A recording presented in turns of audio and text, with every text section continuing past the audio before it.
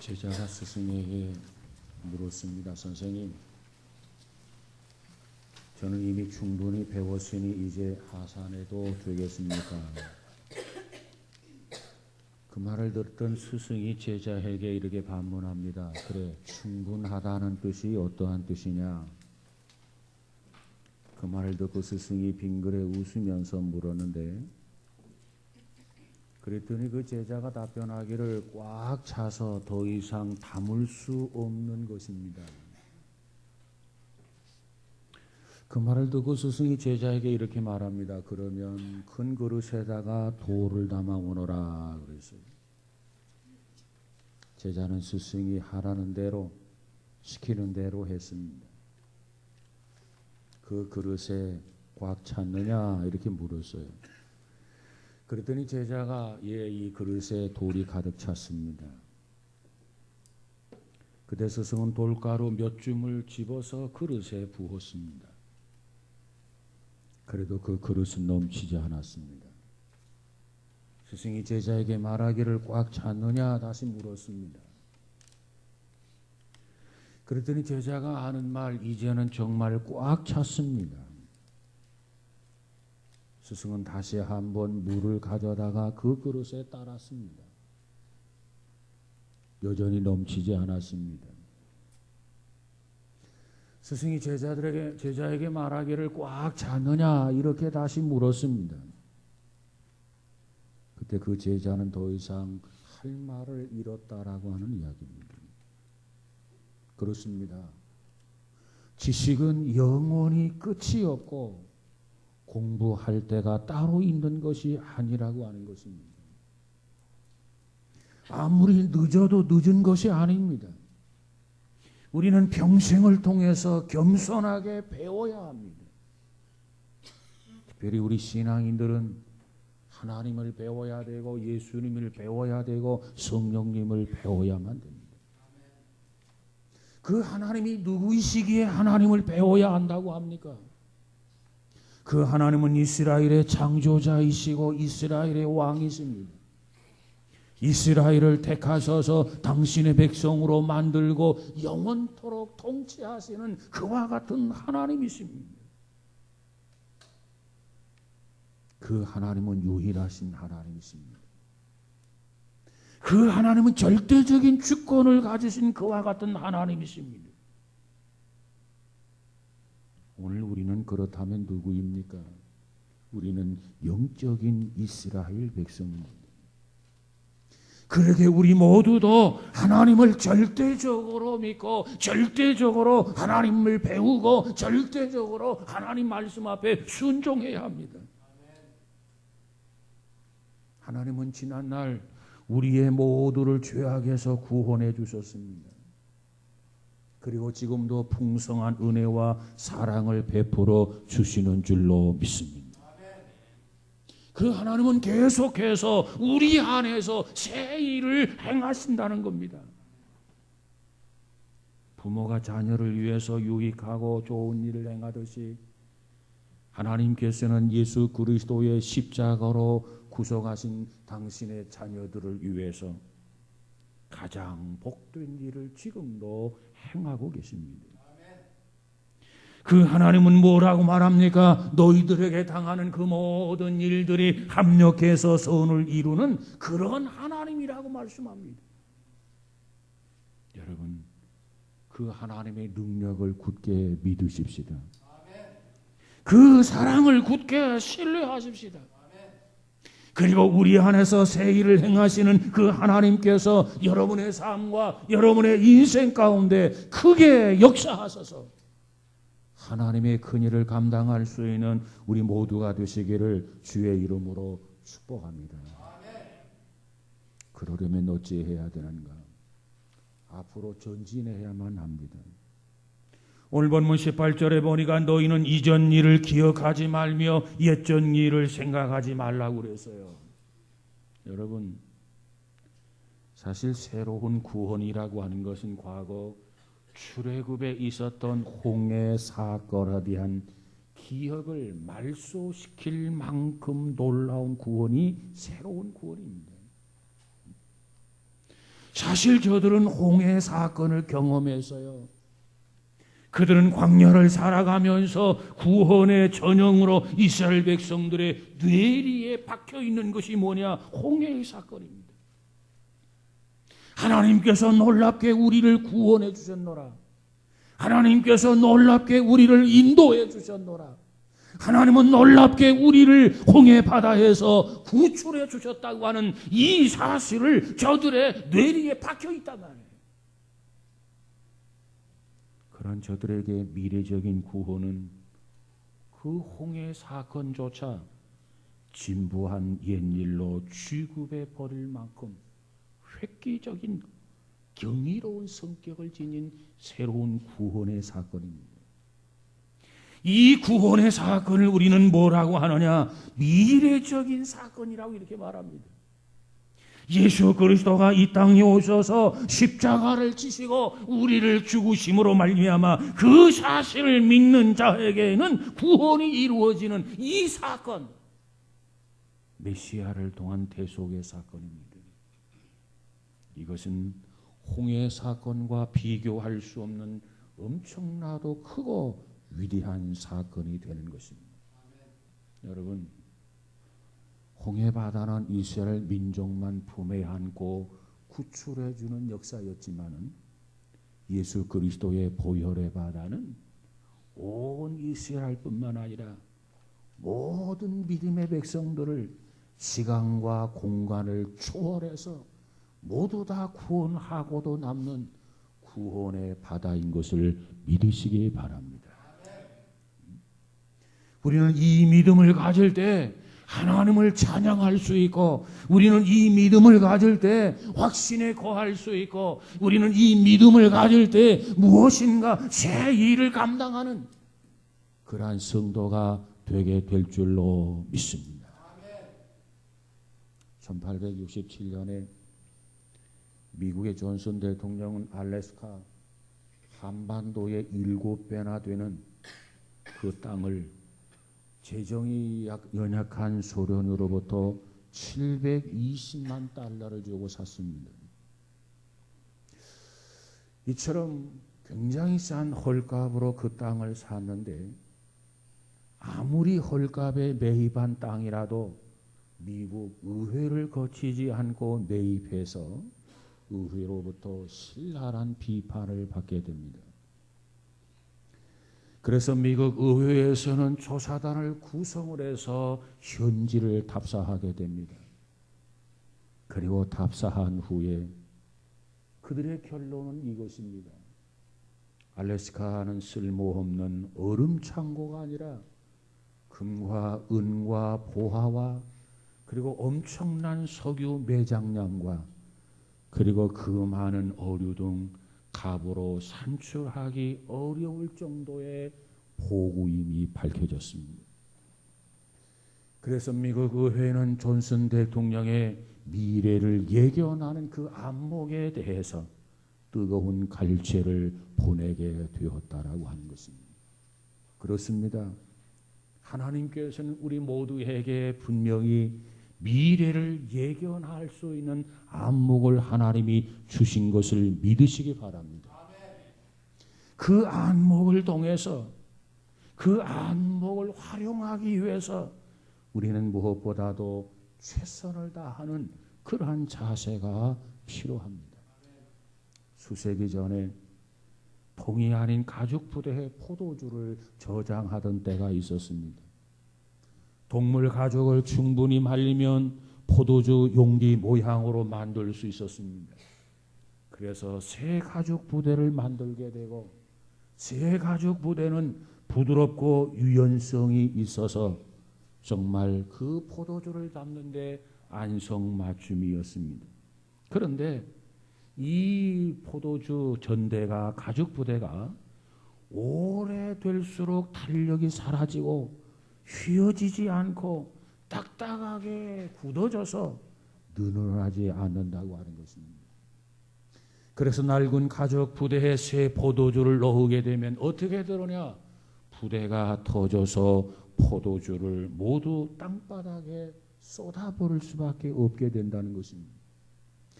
예수님께서는 이와 같은 일, 가족 부대의 비유를 들어서 제자들의 비전을 일깨워 주셨습니다.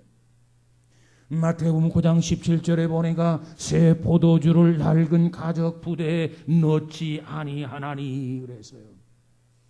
우리들의 좁은 생각을 가지고는 폭넓은 삶을 살 수가 없다라고 하는 것입니다.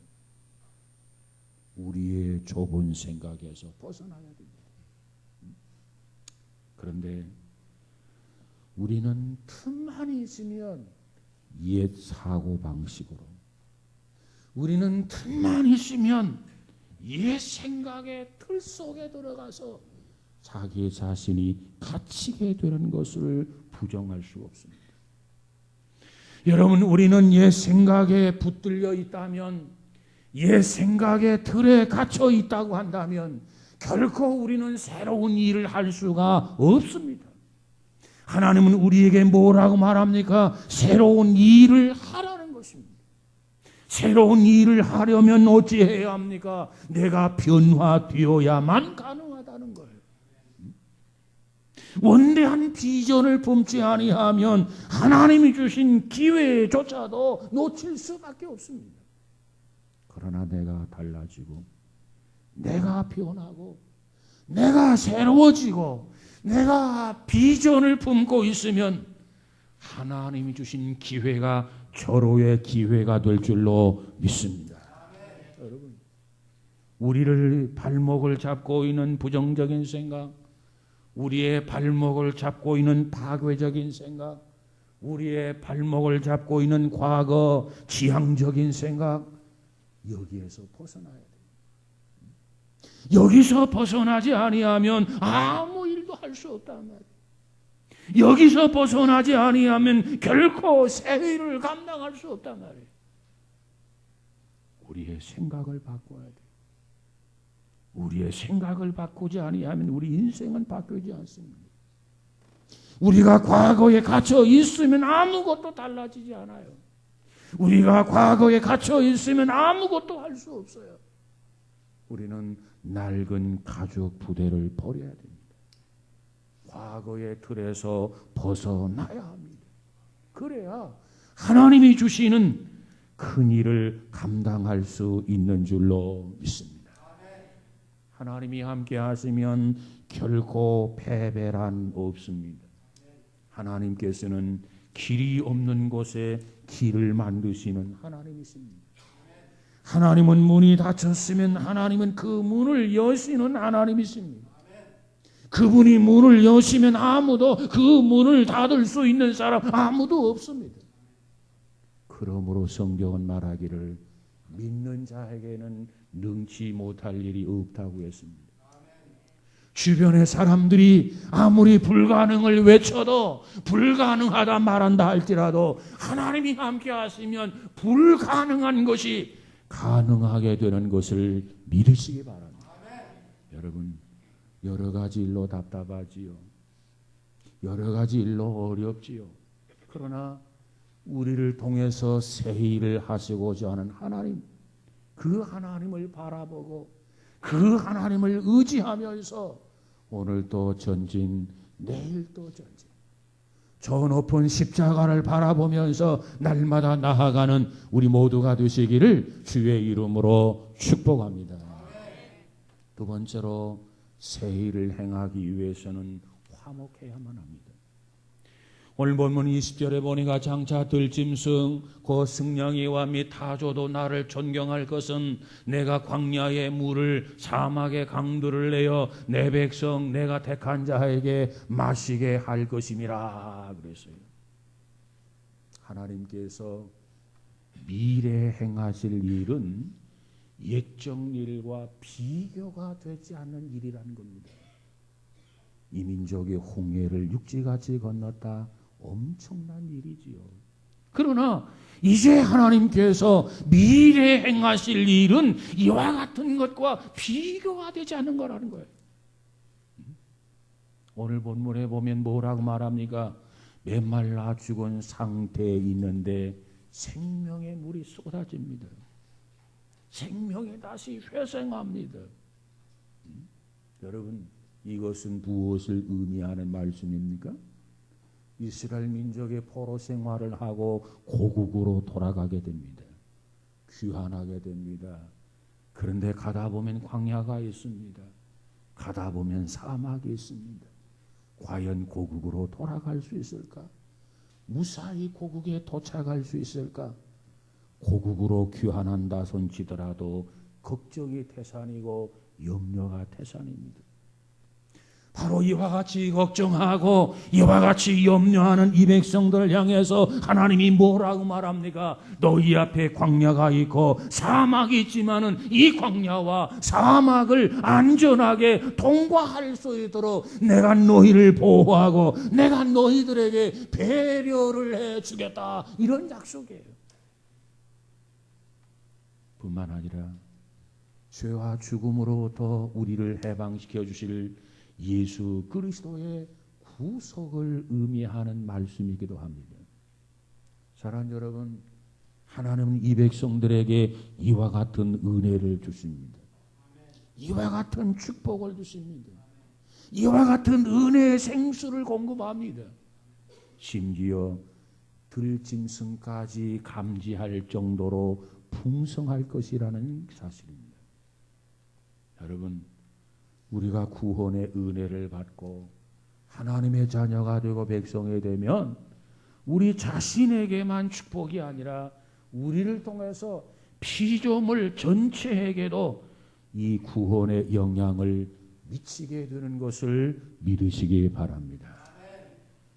오늘 우리가 구원받았다면 먼저 하나님과 화목해야 되고, 우리가 구원을 받았다면 뿐만 아니라 피조물과의 화목도 이루어야만 합니다. 갈등과 싸움의 관계가 아니라 조화와 화목의 관계를 회복해야 합니다. 그래서 성경은 말하기를 뭐라고 말합니까? 화평케 하는 직책을 주셨다고 그랬어요. 우리 자신이 하나님과 화목하고, 우리 자신이 주변의 사람과 화목하고, 우리 자신이 믿음의 사람들과 화목하고, 이 화목은 선택이나 권면이 아니고 화목은 절대적인 명령입니다. 내가 하나님의 자녀가 되었다면 화평케 하는 자가 되라는 거예요.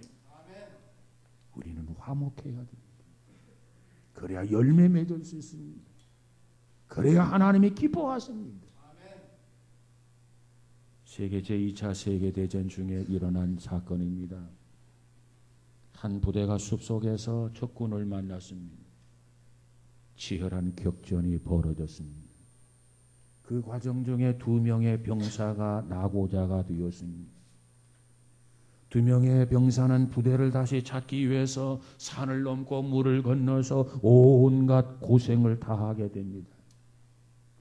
우연히도 같은 마을 출신이었던 그들은 서로 격려하고 위로하였습니다. 10여일이 지났습니다. 그런데도 그들은 여전히 부대를 찾을 수가 없었습니다. 걷기보다 힘든 것이 배고픔이었습니다. 비상식량이 떨어진 지 오래였습니다. 그래서 며칠 동안 나무 뿌리를 캐먹고 연명하게 됩니다. 그리고 그들은 사슴 한 마리를 발견하게 됩니다. 그 사슴 덕분에 며칠은 견딜 수가 있었습니다. 그러나 그 이후로 그 어떤 동물도 발견할 수 없었습니다. 이제 사슴 고기는 조금밖에 남지 않았습니다. 젊은 병사가 고기를 배낭에 넣고 짊어졌습니다. 그리고 그들은 그 길을 가다가 갑자기 또 적군과 마주치게 됩니다. 두 사람은 기지를 발휘해서 교묘하게 적군을 따돌리는 데 성공했습니다. 그리고 한숨을 쉽니다. 이제는 안전하겠지. 안심하는데 갑자기 총소리가 났습니다. 앞에 가던 젊은 병사가 총에 맞았습니다. 다행히도 총알이 어깨에 스친 가벼운 부상이었습니다. 뒤에 있는 병사가 황급히 뛰어갔습니다. 그는 두려움에 떨며 횡설수설하면서 젊은 병사를 안고 눈물을 흘렸습니다. 그리고는 자기 자신의 옷을 찢어 상처를 싸매어 주었습니다. 그리고 밤이 찾아왔습니다. 부상당하지 않았던 병사가 어머니를 부르며 그 밤에 구슬프게 울었습니다. 총을 맞아 부상을 입었던 젊은 병사는 그저 넋이 나간 것처럼 먼 곳을 바라보고 있었습니다. 그들은 생각하기를 이 지독한 상황을 견뎌내지 못할 것이라며 낙담을 하게 됩니다. 배고픔이 더욱 심해졌습니다. 그러나 그들 중에 누구도 사슴고기를 건드리지 않았습니다. 다음 날 그들은 다행히 아군에게 발견되어 무사히 교환할 수 있었습니다. 그리고 세월이 50년이 지났습니다. 총에 맞았던 젊은 병사는 이렇게 회고를 했습니다. 나는 누가 총을 쐈는지 알고 있습니다. 그는 함께 가던 전웅이었습니다. 그가 나를 안았을 때 그의 총구에서 화약 냄새가 났거든요. 그 당시에 나는 도저히 이해할 수 없었습니다.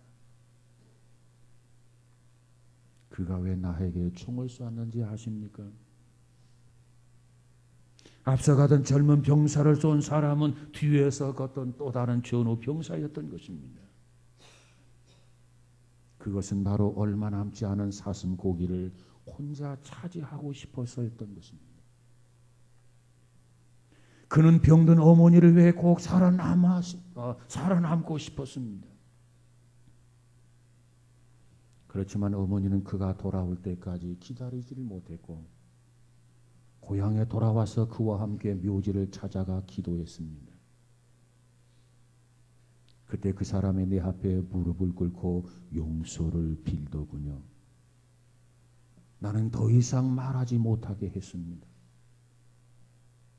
저는 그때 진심으로 그를 용서했습니다. 우리는 그 후로 이 세상에서 둘도 없는 친구가 되어서 지난 50년 동안 지내면서 한 번도 그 일을 입 밖에 내지 않았습니다. 그런데 얼마 전에 그가 세상을 떠났습니다. 이제 내 생명도 얼마 남지 않았습니다. 그래서 이렇게 사실을 털어놓는 것입니다. 라는 이야기입니다. 얼마나 감동적입니까? 그렇습니다. 예수 그리스도는 우리의 모든 죄악을 다 용서하셨습니다. 정말 용서받지 못할 죄까지 주께서 다 용서하셨습니다. 깨끗이 용서하셨습니다. 눈과 같이 양털과 같이 다 용서해 주셨습니다. 조건 없이 다 용서해 주셨습니다. 이것을 믿으시기 바랍니다. 우리는 하나님 앞에 이처럼 용서받았어요. 우리가 용서받은 것처럼 우리도 용서할 줄 알아야 되지 않습니까? 우리가 기도할 때 그렇게 기도하지 않습니까? 하나님이 우리의 죄를 용서한 것처럼 우리가 우리의 죄를 용서하게 하옵소서 이처럼 기도하지 않습니까? 우리는 깨어진 화목을 회복해야 합니다. 화목해야 행복합니다. 세상의 모든 것을 소유해서도 하나님과 불화하고 이웃과 불화하면 결코 그곳에는 행복이 없습니다. 결코 행복하지 않습니다. 화목해야 합니다. 화평케 해야 합니다. 불화하고 싸우는 사람을 하나님께서는 결코 사용하지 않습니다. 새 일을 하는데 도구로 활용하지 않습니다. 사랑하는 여러분, 우리 모두가 다 예수 그리스도의 십자가를 바라보면서 서로 화목하고 서로 하나 되어져서 하나님이 내 안에서 새 일을 행하도록 쓰임받는 귀한 도구가 다 되시기를 주의 이름으로 축복합니다. 세 번째로 찬송하라는 겁니다.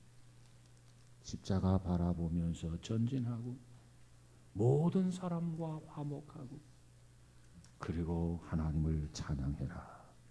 오늘 본문 21절에 보니까 이 백성은 내가 나를 위하여 지었나니 나를 찬송하게 하려 함이니라. 왜 하나님께서 우리를 지으셨습니까?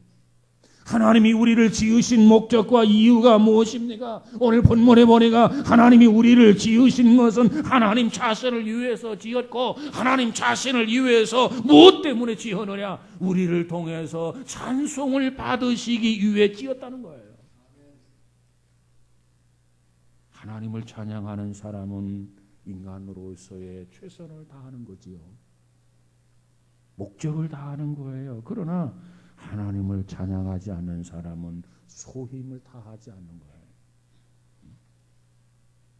여러분, 과거에 주께서 우리의 죄를 십자가에서 다 용서해 주셨어요. 그 사실을 안다면 어찌 하나님을 찬양하지 않을 수 있겠습니까? 그 성령께서 우리 안에 계시고 성령께서 내 안에 역사하셔서 우리로 날마다 하여금 새로운 사실을 경험하게 하고 새로운 사실을 체험하게 한다면 정말 우리가 어떻게 하나님을 찬양하지 않을 수 있느냐 말이에요. 날마다 우리에게 새 일을 주시고 그 일을 감당하는 은혜 축복이 있어지기를 주의 이름으로 축원합니다. 하나님은 오늘도 우리의 찬양을 받으시기를 원하십니다. 오늘도 우리의 찬양을 하나님께서 기다리고 계십니다. 오늘도 하나님 우리의 찬양을 기대하고 계십니다. 하나님을 찬양하는 삶이 되시기를 주의 이름으로 축원합니다. 우리가 하나님을 찬양할 때 하나님의 자녀가 되고, 정말 우리가 하나님을 찬양할 때 성숙한 하나님의 자녀의 모습을 회복한 거예요. 회복한 거예요. 찬양할 때 내 마음이 기쁨이 생깁니다. 찬양할 때 하나님이 기뻐하십니다. 찬양할 때 내가 행복을 느낍니다. 찬양할 때 역시 하나님도 만족함을 느낍니다. 여러분, 이 기쁨의 순간이 여러분에게 있습니까? 여러분, 찬양할 때 이런 기쁨을 경험할 수 있기를 주의 이름으로 축원합니다. 이처럼 찬양하면 사탄이 떠나가고 능력이 임하게 되는 것 믿으시기 바랍니다. 찬양하면 죄사함의 능력, 확신이 생깁니다. 찬양하면 치유의 능력, 역사가 나타납니다. 찬양하면 봉사하고 싶고 충성하고 싶고 헌신하고 싶은 마음이, 열망이 우리 안에서 일어나는 것을 믿으시기 바랍니다. 찬양하면서 살 때 신앙인답게 살아갈 수 있는 거예요. 찬양하며 살면 능력을 체험하게 됩니다.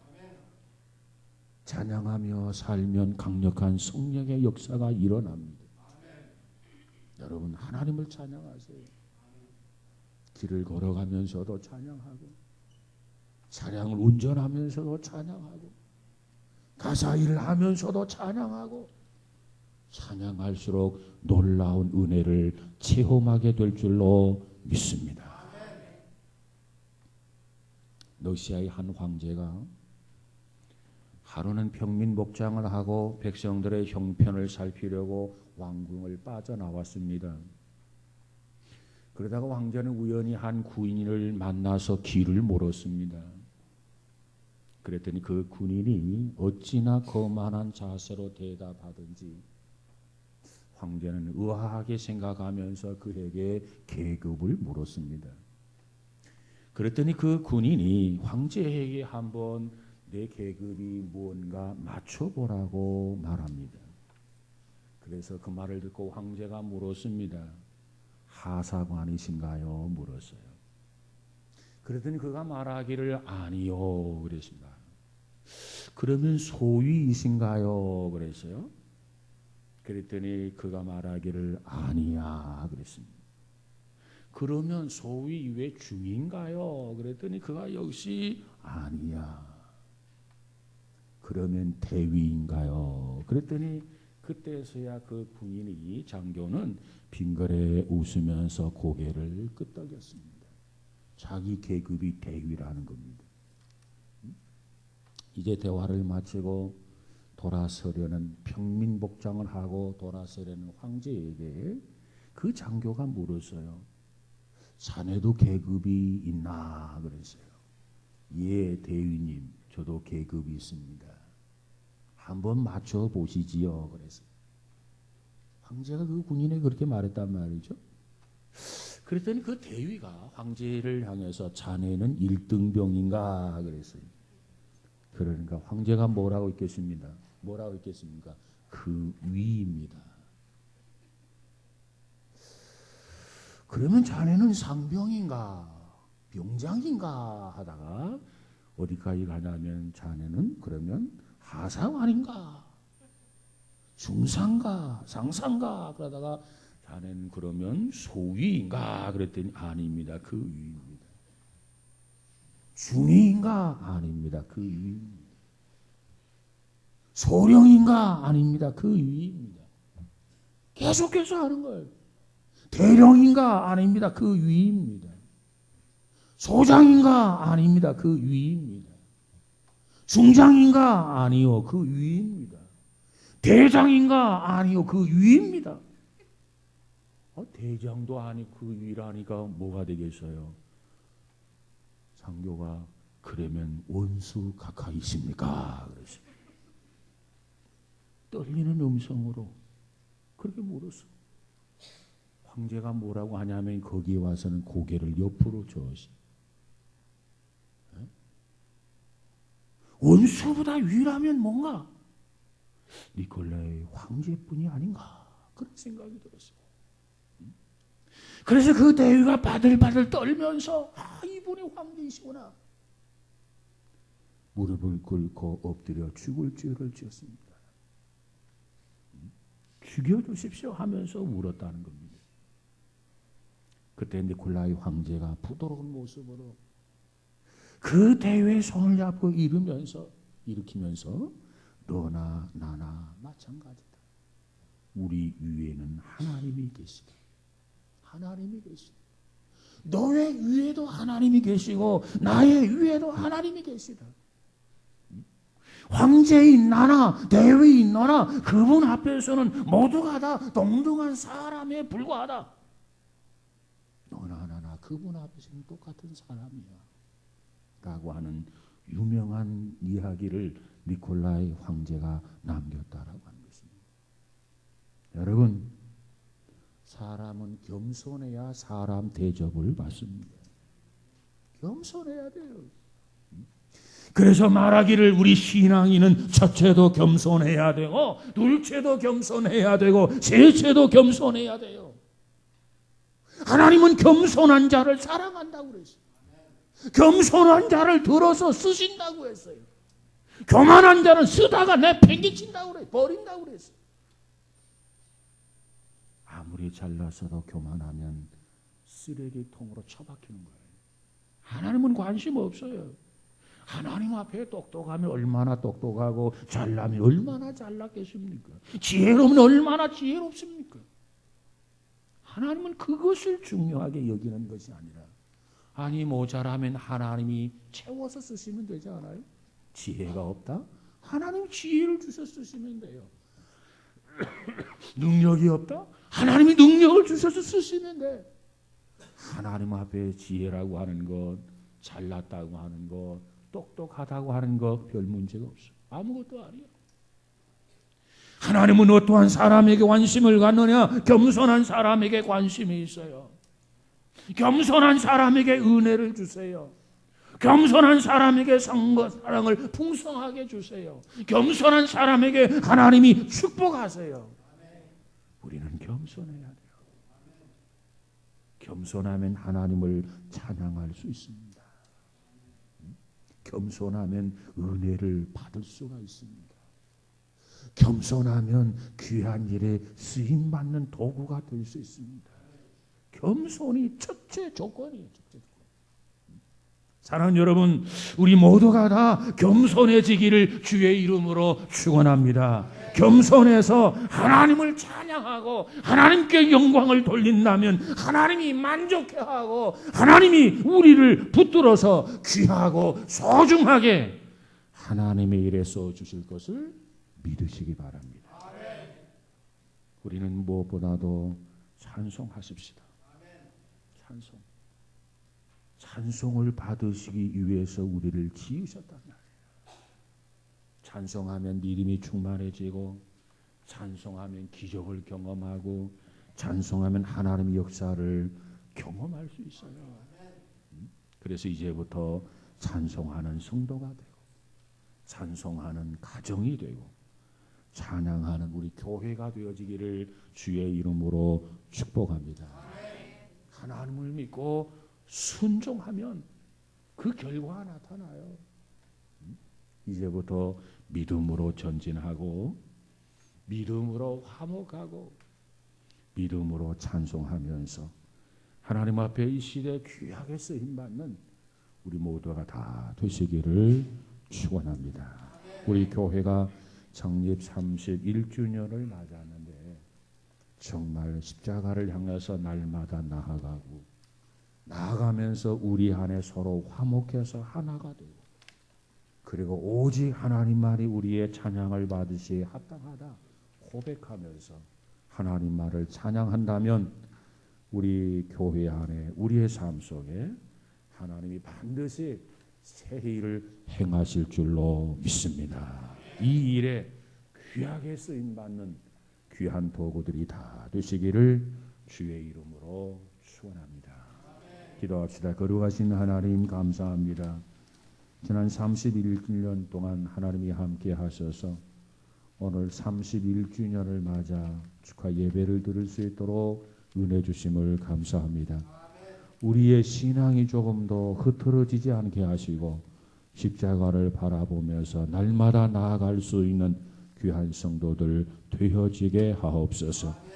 우리 안에 계신 예수님, 하나 되기 원하시는 예수님, 하나님과 화목하고 이웃과 화목하고 화평케 하는 자들이 되어지도록 축복하여 주옵소서. 뿐만 아니라 입술로 하나님을 찬양하며 하나님께 영광을 돌릴 때 우리 안에 기쁨이 있고 역사가 나타나고 하나님을 체험할 줄로 믿습니다. 하나님을 기쁘게 해드릴 수 있는 찬양이 살아있는 그런 마음을 담아서, 우리의 영성을 담아서 하나님을 찬양할 수 있는 귀한 성도들 되어지게 하옵소서. 예수님 이름으로 기도하옵나이다. 아멘.